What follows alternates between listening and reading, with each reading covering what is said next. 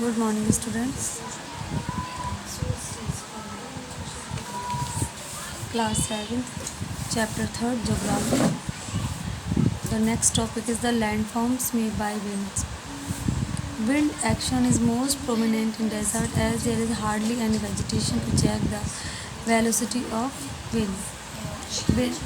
जो desert area होते हैं वहाँ पर जो विंड के एक्शन होते हैं वो काफ़ी प्रोमिनेंट, विंड यानी कि हवा, क्योंकि डेज़र्ट एरियाज़ में सिर्फ क्या होती है, वहाँ पर रेत होती है, मिट्टी होती है, जो बहुत तेज़ी से हवा जब चलती है तो वो उस मिट्टी को उड़ाती हुई चलती है। हम सब जानते हैं कि डेज़र्ट एरिया में वेजिटेशन बहुत कम पाई जाती है, क्योंकि वहाँ पर क्या होता है, पानी की कमी होती है, मिट्टी फर्टाइल नहीं होती डेज़र्ट एरिया की, इसलिए वहाँ पर वेजिटेशन बहुत हार्डली मुश्किल से पाई जाती है। इस वजह से वहाँ पर जो विंड की वेलोसिटी है उसको चेक करना थोड़ा मुश्किल होता है।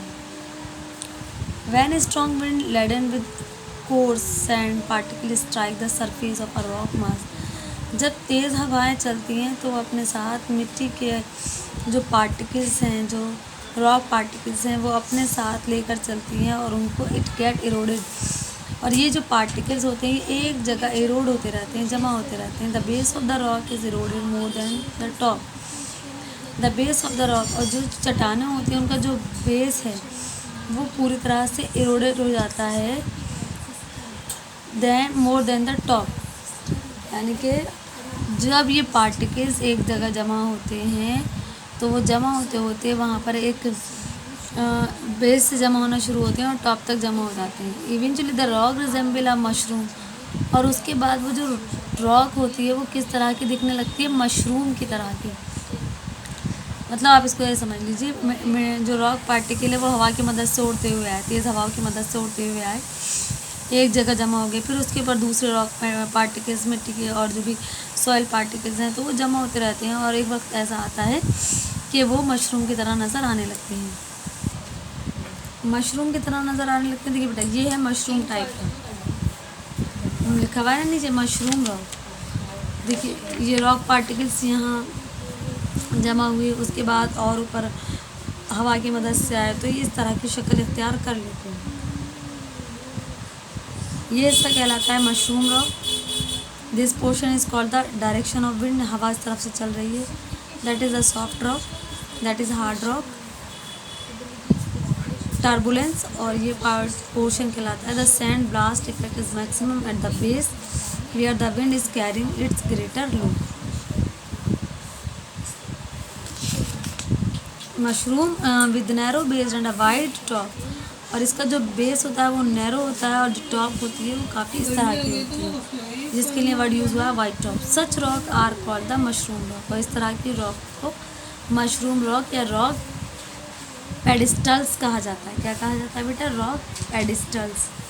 When the velocity of wind decreases, जब हवा की वेलोसिटी कम होती है और there is some obstacle in its path, या उसके रास्ते में कोई रुकावट आ जाती है, तो all the materials carried by wind is deposited, तो हवा में जितने भी मटेरियल्स होते हैं वो सब क्या होते हैं? डिपॉजिट हो जाते हैं।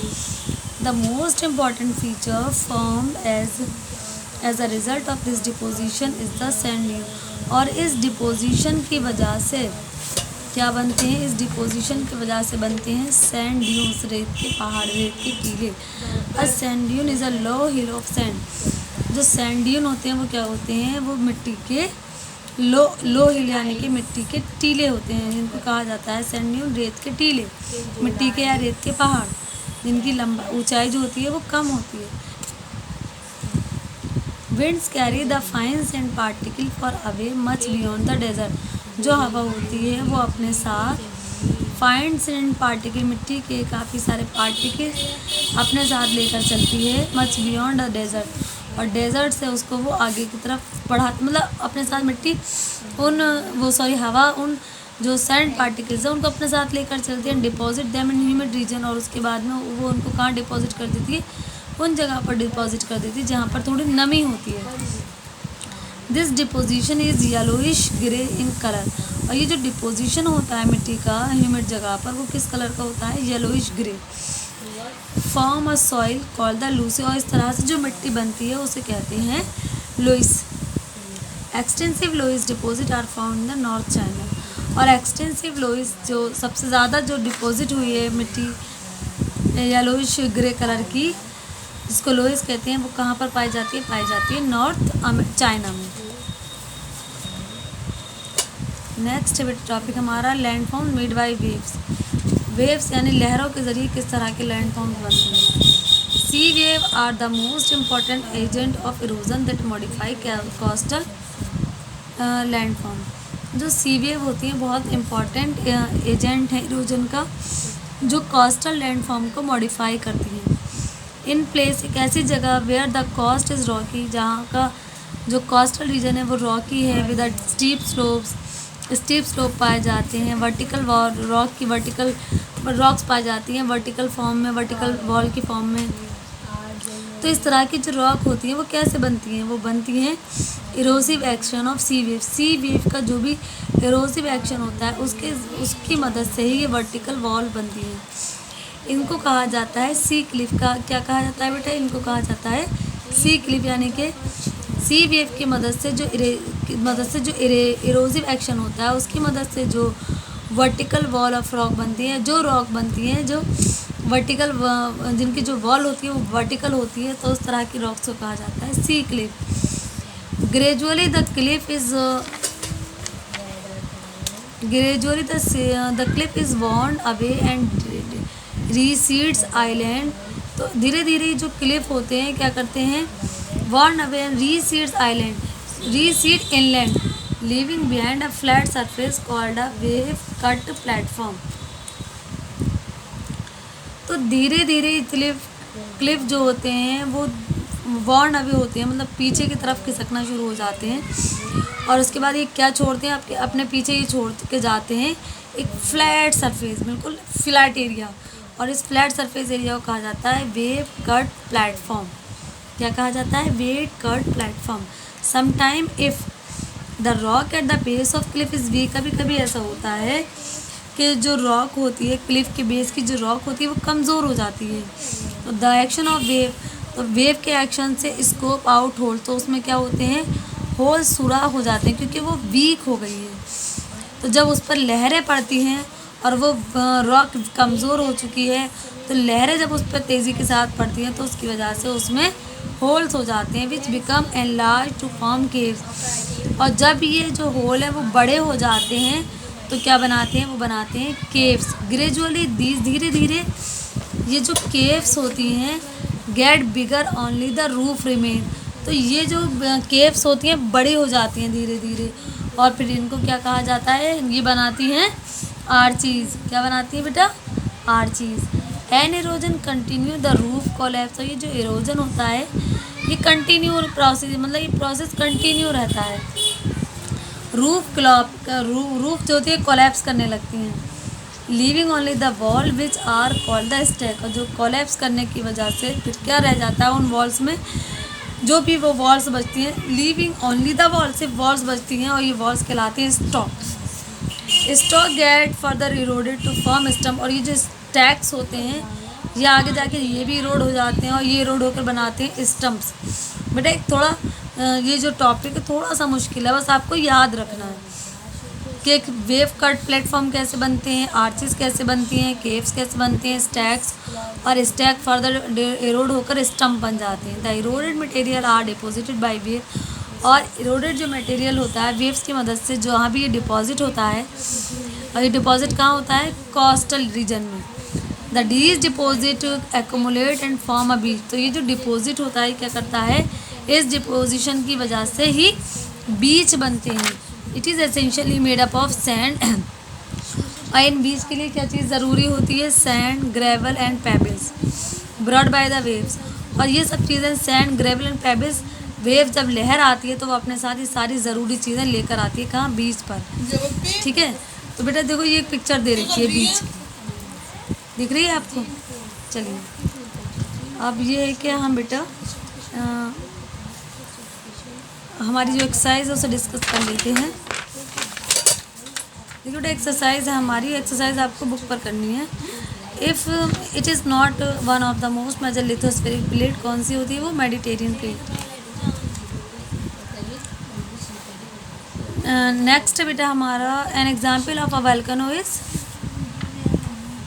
इनमें से वोल्केनो के एग्जाम्पल कौन सी है? M T Fuji, mount Fuji.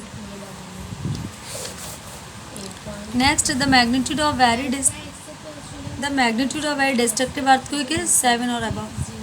तो ये है आपके चूज द करेक्ट, आपको टिक करके फिल इन द ब्लैंक में फिल करना है। लास्ट जैसे कि extensive loess deposit are found in the north China, मैंने जो अभी आपको पढ़ाया था।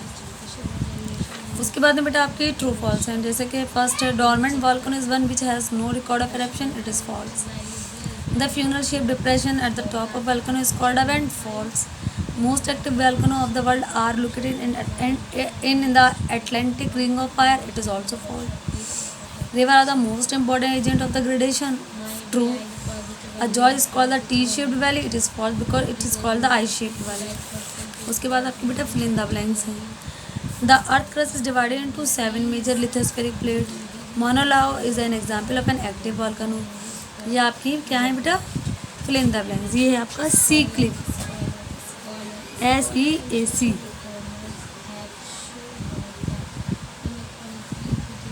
द ग्लेशियर फॉर एग्जाम्पल, जैसे कि the glacier have their origin in ice capped mountain.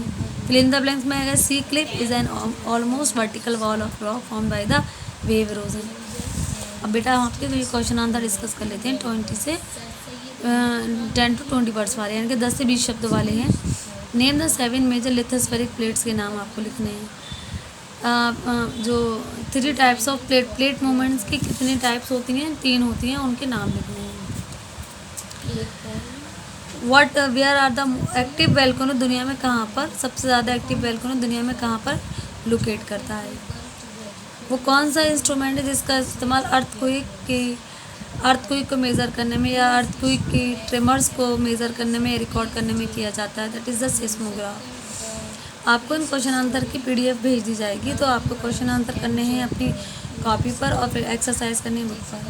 What are the 2 types of forces that bring out about gradation, 2 तरह के फोर्सेस के नाम लिखने हैं। जॉर्ज और मॉरिन्स का डिफरेंस लिखना है। उसके बाद में बेटा आपके आते हैं 50 to 70 वर्ड्स वाले question answer. What do you understand by the term plate tectonic? Plate tectonic से आप क्या समझते हैं और इसके अकरेंस के पीछे क्या रीज़न है? आप वोल्केनो को क्लासीफाई करिए उनकी फ्रिक्वेंसी के बेस पर और सूटेबल एग्जाम्पल भी दीजिए। ग्रेडेशन और एग्रेडेशन में फ़र्क बताइए। इरोजन वेदरिंग से किस तरह से डिफरेंट है, ये आपको बताना है। वाटरफॉल किस तरह से बनते हैं। सैंड ड्यून्स की फॉर्मेशन के बारे में आपको लिखना है। आपके ये वाले क्वेश्चन है 80 से 100 शब्द वाले। क्वेश्चन नंबर 3 आपको करना नहीं है, इसलिए मैंने ये काट दिया। आपको 1 और 2 करने हैं। वोल्केनो को डिस्क्राइब करना है और उसके जो वेरियस पार्ट्स हैं डायग्राम की मदद से उसको करना है। आपको यहाँ पर डायग्राम भी बनाना है। River describe the land form by river in plain. Plain में रिवर की मदद से जो भी लैंड फॉर्म्स बनती हैं उनको डिस्क्राइब करना है। 80 से 100 शब्द वाले जो क्वेश्चन आंसर वो आपको 2 करने हैं। थर्ड वाला मैंने कटवा दिया है क्योंकि आपको ऑनलाइन एग्ज़ाम होना है, तो आपके फिर 10 to 20 वर्ड्स या 50 to 70 वर्ड्स वाले क्वेश्चन आंसर आएंगे। हम आपको चैप्टर पूरा इसीलिए डिटेल में एक्सप्लेन करते हैं ताकि आपको कोई दिक्कत ना हो। ठीक है बेटा, नेक्स्ट चैप्टर हम नेक्स्ट वीडियो में डिस्कस करेंगे। Thank you very much.